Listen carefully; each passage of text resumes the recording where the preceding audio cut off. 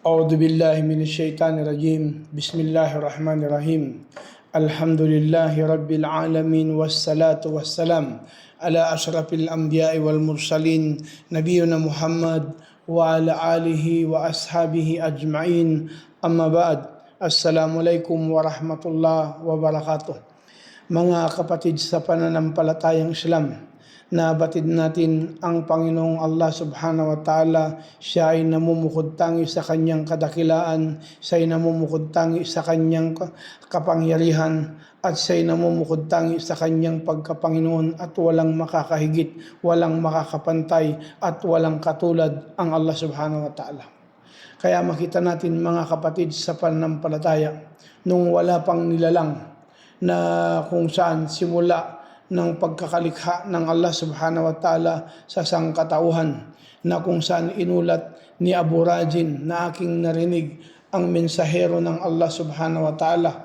Qultu ya Rasulullah, aina kana rabbuna qabla an yakhluqa khalqahu? Qala kana fi amain ma tahtahu hawahu wa ma fawqahu hawaun thumma khalaqa al-arsha alal ma'. Sinabi ng propeta sallallahu alaihi wasallam na inulat ni Abu Rajin radhiyallahu anhu na aking sinabi, o mensahero ng Allah, nasaan ba ang ating Panginoon bago niya nilikha ang nilalang? Kanyang sinabi, siya ay nasa ulap ng ilalim nito ay hangin, at sa taas nito ay hangin, at pagkatapos nilikha niya ang luklukan sa tubig. Isinalaysay ni Ibn Majah.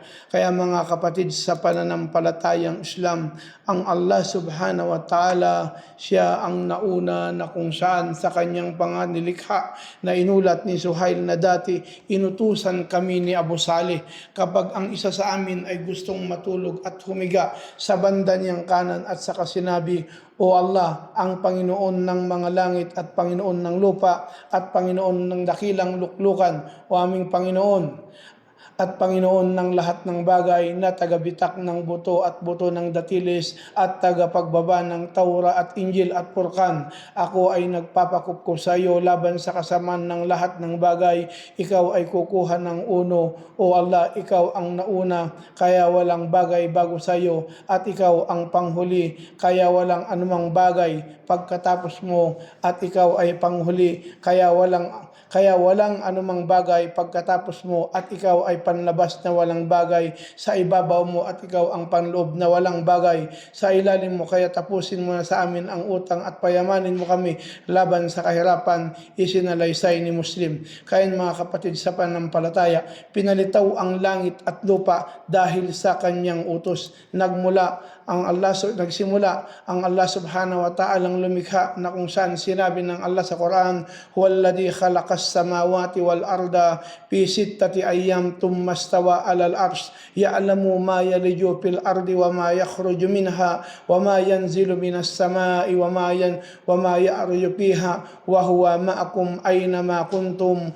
wallahu bima ta'maluna basir. Sinabi ng Allah sa banal na Quran, siya ang lumikha ng mga kalangitan at kalupaan at loob ng 6 na araw. Sa loob ng 6 na araw at pagkatapos ay pumaibabaw sa luklukan.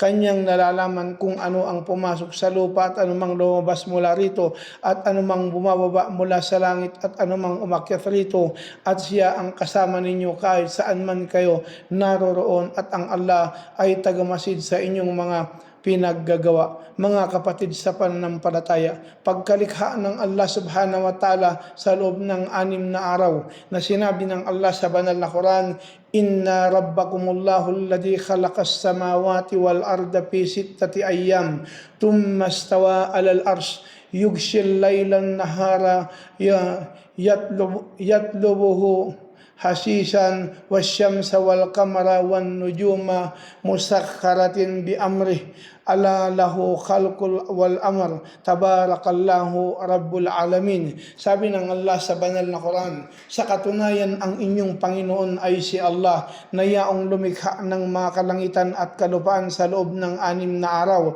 at pagkatapos pumaibabaw sa luklukan, siya ang tumakip ng gabi sa umaga habang hinagad rito ng mabilis at sa araw at buwan, at ang bituin na sumailalim sa kanyang utos, walang alinlangan para sa Kanya ang pagkalikha, ang paglikha at pag-uutos, mabiyaya ang Allah ang Panginoon ng sanlibutan. Mga kapatid sa pananampalatayang Islam, ang Allah subhanahu wa ta'ala, makita natin ang kadakilaan ng Allah subhanahu wa ta'ala na hindi matatawaran at hindi mapapantayan. Kaya makita natin 2 kaya 4 na araw lahat sa lupa, na kung saan sinabi ng Allah sa Quran, Qul a'innakum latakfuruna billadhi khalaqal arda fi yawmayn wa yaj'aluna lahu andadan dhalika rabbul alamin wa ja'ala fiha rawasya min fawqiha wa baraka fiha wa qaddara fiha aqwataha fi 4 ayyamin sawa'an lis-sa'ilin. Sabi ng Allah sa Quran, sabihin mo talaga ba na kayo'y tumakwil sa yaong lumalang ng mundo sa loob ng 2 araw at gumawa kayo para sa Kanya ng mga kapantay? Iyon ang Panginoon ng mga sanlibutan at inilagay niya dito ang mga matatag na bundok sa ibabaw at ipinagpala niya rito at itinakda ang mga makakain sa loob ng 4 na araw na magkapantay-pantay sa mga humihiling. Dalawang araw sa kalangitan, kaya hindi 8, na kung saan istawa. Sinabi ng Allah sa Quran, Tumma stawa ila sama wa hiya dukhanun faqala laha walil ardi i'tiya taw'an aw karhan qalata atayna ta'ina fakadahunna sab'as samawati fi yawmain wa awha fi kulli sama'in amraha wa zayyana as-samaa ad-dunya bimasabiha wa hibdan dalika taqdirul azizul alim. Sinabi ng Allah sa Quran, at pagkatapos ay pumaibabaw siya sa kalangitan habang ito ay isang usok, at saka kanyang sinabi rito sa kalupaan, hali kayo na mayroong kusang loob o sapilitan. Sinabi niya, pupunta kami ng may pagkukusa, at saka itinapos niya ang mga ito sa 7 kalangitan sa loob ng 2 araw, at pinahayagan niya ang bawat kalangitan ng utos nito, at pinalamutian namin ang kalangitan ng mundo ng mga lampara at pangangalaga. Iyon ang pagtatalaga ng makapangyarihang maalam. Kaya makita natin mga kapatid sa pananampalatayang Islam na ang kapangyarihan ng Allah subhanahu wa ta'ala ay hindi mapapantayan, at ang kanyang kadakilaan na kung saan sa kanya nagmula lahat, na walang makakahigit sa Allah subhanahu wa ta'ala. Kaya makita natin ang yugto ng pagkakalikha sa langit at lupa, ang tunay na pangyayari sa paglikha ng mundo. Ang mundo ay nilikha ng Allah na nakayugto, kaya 4 sa lupa at 2 sa langit. 2 araw nilikha niya ang lupa, dalawang araw, 3, 4 nilikha niya ang kalangitan at ginawang 7 langit sa loob ng 2 araw. 2 araw, 5 at 6 pagkatapos ay pinatag niya ang lupain at pinalabas ang mga tubig, ang halamanan, at tinatag ang mga bundok at iba pa. Kaya naging tugma ang pagpaliwanag sa talata, mga talata sa banal na Quran, na kung saan yung pagpapaliwanag na to, na kung saan ito'y tumutugma, ang lupa at langit ay magkasanib dati, na kung saan sinabi ng Allah sa Quran, awalam yaral ladina kafaru anna samawati wal arda kanat ratkan papataknahuma wa ja'alna minal ma'in kullu shay'in hayyun afala yu'minun. Sabi ng Allah sa Quran, hindi ba nakikita ng mga yaong tumatakwil na ang mga kalangitan at ang kalupaan ay magkasanib, at saka aming ihiniwalay ang mga ito, at ginawa namin sa tubig ang lahat ng bagay na may buhay, kung gayon hindi ba sila naniniwala? Kaya nauna ang lupa, makita natin na binanggit ng Allah subhanahu wa ta'ala sa banal na Quran, huwalladhi khalaqalakum ma fil ardi jami'an thumma stawa ila as-samaa'i fasawwahunna sab'as samawati wa huwa bikulli shay'in alim. Sabi ng Allah sa banal na Quran, siya ang yaong lumikha para sa inyo ng lahat ng nasa kalupaan, at pagkatapos siya ay umiibabaw sa kalangitan, at sa kanyang ginawa ang mga ito, ang 7 kalangitan, at siya ang marunong sa lahat ng bagay. Kaya mga kapatid, sa pananampalatayang Islam, na makikita natin na ikinalat ang lupa sa mundo, na kung saan sinabi ng Allah sa banal na Quran, aantum asyaddu khalqan amis sama'u banaha rafa'a as-samkaha fasawwaha wa agtasha laylaha wa akhraja duhaha wal arda ba'da dhalika dahaha akhraja minha ma'aha wa mar'aha wal jibala arsaha mata'an lakum wa li'an'amikum. Sabi ng Allah sa banal na Quran, kayo ba ay higit na mas mahirap sa pagkalikha o kalangitan na kanyang itinayo? Itinaas niya ang kisame nito at inayos, at idinilim niya ang gabi dito at pinalabas ang umaga. At pagkatapos ikinalat niya ang kalupaan, pinalabas niya mula rito ang tubig at ang pastulan, at ang kabundukan ay kanyang itinatag bilang panustos para sa inyo at sa inyong mga hayop. Kaya yun mga kapatid, sa pananampalataya, kaya makita natin dito ang biyaya ng Allah, ang pagpapala ng Allah sa kanyang alipin. Pinalawak ang lupa para panlatag, na kung saan sinabi ng Allah sa banal na Quran, wal arda madadnaha wa alqayna fiha rawasiya wa ambatna fiha min kulli shay'in mawzun. Sinabi ng Allah sa banal na Quran, at ang mundo ay aming pinalawak at naglagay rito ng matatag na mga bundok, at pinatubo namin rito ang lahat ng bagay na nakatimbang. Kaya dito mga kapatid, sa pananampalatayang Islam, ang lupa ay parang higaan ng panlatag, o ito'y hantungan na kung saan dito maisagawa ang lahat ng mga nanaisin ng nilikha ng Allah subhanahu wa ta'ala. Dito tinipon lahat ng Allah subhanahu wa ta'ala. Sinabi ng Allah sa banal na Quran, alladhi ja'ala lakumul arda firashan was samaa binaan wa anzalna minas samaa'i ma'an fa akhraja bihi minas samarati rizqan lakum fala taj'alu lillahi andadan wa antum ta'lamun. Sabi ng Allah sa banal na Quran, yaong gumawa ng kalupaan para sa inyo bilang higaan at ng kalangitan bilang kisame, at kanyang ipinababa mula sa kalangitan ang tubig para ipalabas ang mga prutas bilang biyaya sa inyo. Kaya huwag kayong gumawa ng mga katambal sa Allah na inyong nalalaman. Mga kapatid, sa pananampalataya, pagpapatunay na ang kadakilaan ng Allah subhanahu wa ta'ala ay walang kapantay, pagpapatunay ng Allah subhanahu wa ta'ala ay nag-isa at hindi pwedeng tambalan sa kanyang kadakilaan, at walang makakapantay sa Allah subhanahu wa ta'ala, walang katapat ang Allah subhanahu wa ta'ala. Namumukod tangi ang kanyang pagkapanginoon, namumukod tangi ang kanyang kadakilaan, na sa kanya lamang, siya lamang ang sandigan ng lahat ng nilikha.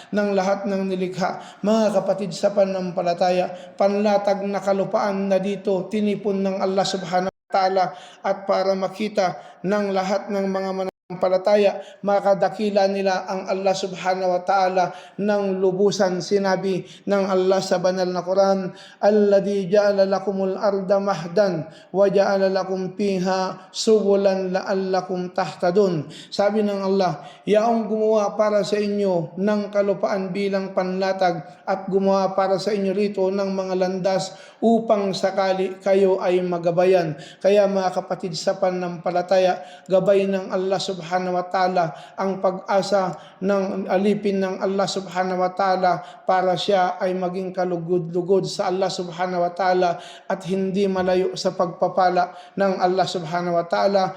Pinatag ang mundo at sa ating paningin. Sinabi ng Allah subhanahu wa ta'ala sa banal na Quran, kaya makita natin pinatag ang mundo sa ating paningin, kahit ito ay pabilog, na kung merong talata na nagpapahiwatig na bilog ang mundo, na kung saan sinabi ng Allah sa Quran, khalaqas samawati wal ard bil haqq yukawwirul layla 'alan nahari wa yukawwirun nahara 'alal layl wa syakkara asy-syamsa wal qamar kullu yajri li ajalin musamma ala huwal azizul ghaffar. Sinabi ng Allah sa Quran, nilikha niya ang mga kalangitan at kalupaan sa katotohanan, binalutan niya ng gabi ang araw at binalutan ng araw ang gabi at itinalaga niya ang araw at buwan. Lahat ng mga ito ay tumatakbo para sa itinakdang palugit, walang pag-aalinlangan. Siya ang makapangyarihan na mapagpatawad. Kaya yun mga kapatid sa panampalataya, na ito'y patunay na huwag tayong mawalan ng pag-asa sa kapatawaran ng Allah subhanahu wa ta'ala. Mga kapatid sa panampalataya, na kung saan sinabi nga ng Allah subhanahu wa ta'ala, wal arda ba'da dalika dahaha, at ang kalupaan pagkatapos na'y pinatag na hugis bilog. Kaya ibig sabihin, ang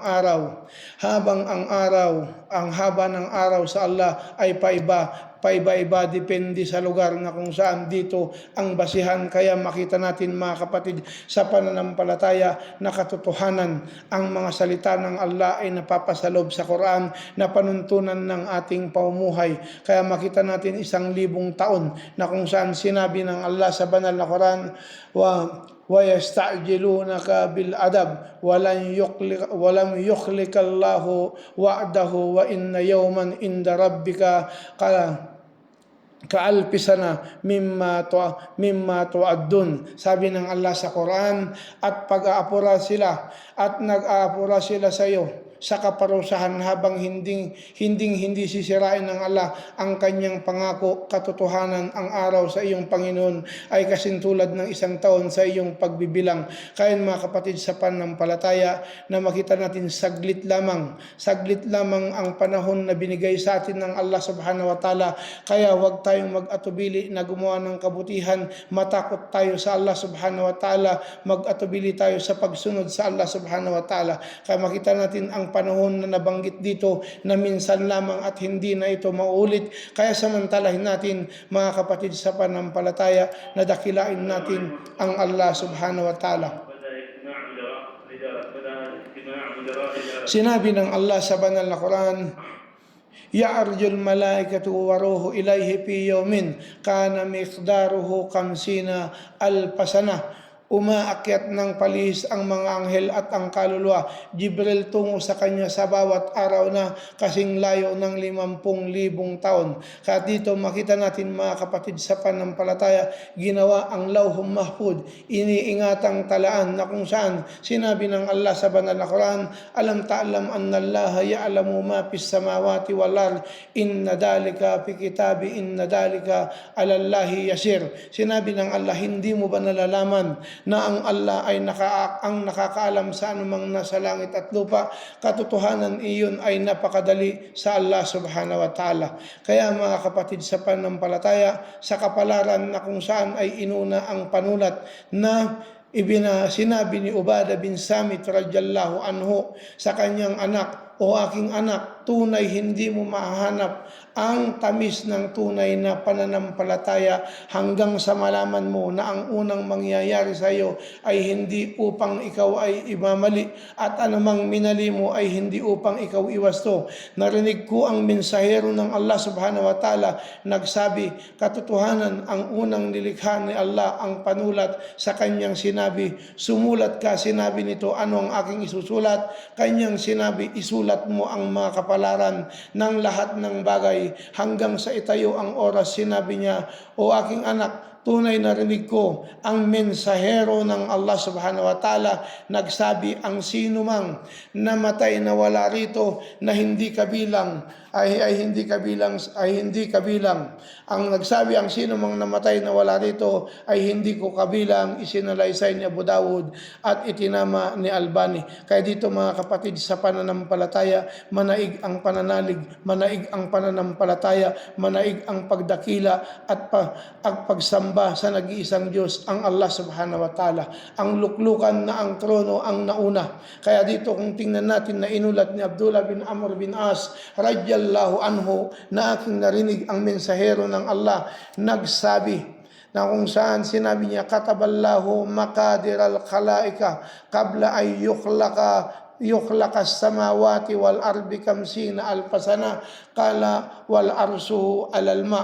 Na inulat ni Abdullah bin Amr bin As radiyallahu anhu na aking narinig ang mensahero ng Allah subhanahu wa ta'ala nagsabi, itinadhana ng Allah ang mga kapalaran sa mga nilikha bago niya nilikha ang mga kalangitan at kalupaan ng 50,000 taon at kanyang trono ay nasa tubig, isinalaysay ni Muslim. Kaya mga kapatid sa panampalataya, trono ng Allah subhanahu wa ta'ala, luklukan ng Allah subhanahu wa ta'ala na kung saan na hindi natin maikumpara kung paano ang kadakilaan ng Allah subhanahu wa ta'ala na siya'y lumuklok sa kanyang luklukan na naaayon sa kanyang kadakilaan. Kaya sinabi ng Allah sa Quran, wa huwal ladzi khalaqas samawati wal ard fi sittati ayyam wa kana arsuhu alal ma liyabluwakum ayyukum ahsanu amala wala in qulta innakum mab'uthum min ba'dil mauti la yaqulanna alladhina kafaru in hada illa sihrun mubin. Sabi ng Allah sa banal na Quran, at siya ang yaong lumikha ng mga langit at lupa sa loob ng 6 na araw habang ang kanyang luklukan ay nasa ibabaw ng tubig upang kayo'y susubukan niya kung sino sa inyo ang may pinakamainam na gawain at kung sabihin mo katotohanan kayo ay bubuhayin pagkatapos ng kamatayan, tiyak sasabihin ng mga yaong mga tumatakwil, mga yaong hindi nananampalataya, hindi ito kundi isang malinaw na salamangka. Pagkatapos nilikha ang mga ibang nilikha tulad ng mga anghel, jin at hayop at iba pa, listahan ng araw ng pagkalikha na kung saan makikita natin sa mga naunang kasulatan katulad sa Biblia, araw isa liwanag at atmosphere ihiniwalay ang gabi at umaga, tuyong lupa at halamanan, araw, buwan at mga bituin, mga ibon at nilalang sa dagat, mga hayop sa lupa at tao, sabat o araw ng kabayon. Kaya makita natin na kung saan yung maling kanilang paniniwala. Itong mga yugto na nabanggit sa Biblia ay hindi kaya itinugma sa agham, lalo na ang Diyos na makapangyarihan ay ginawang mahina at nagpahinga. Kaya dito makita natin hindi napapagod ang Diyos, na kung saan binanggit ng Allah sa banal na Quran, walakad kalaknas samawati wal ard wa ma bainahuma fi sittati ayyam wa ma massanna min lugub. Sabi ng Allah, sa katunayan kami ang lumikha ng mga langit at lupa at ang anumang nasa pagitan ng dalawa nito sa loob ng 6 na araw at hindi kami nahipo ng kahit anong kapaguran. Kaya dito mga kapatid sa panampalataya sa ating relihiyong Islam, ang kadakilaan ng Allah subhanahu wa ta'ala, ang kapangyarihan ng Allah subhanahu wa ta'ala ay hindi matatawaran at hindi mapapantayan. Kaya tayo'y magbalik loob sa Allah subhanahu wa ta'ala sa kabila ng lahat nakita natin, narinig natin ang mga aya salita ng propeta sa kadakilaan ng Allah subhanahu wa ta'ala sa kanyang pagkakalikha sa mga nilikha at tayo kanyang nilikha na kung saan tayo'y magbalik loob sa Allah subhanahu wa ta'ala at humingi ng kanyang kapatawaran. Assalamualaikum warahmatullahi wabarakatuh.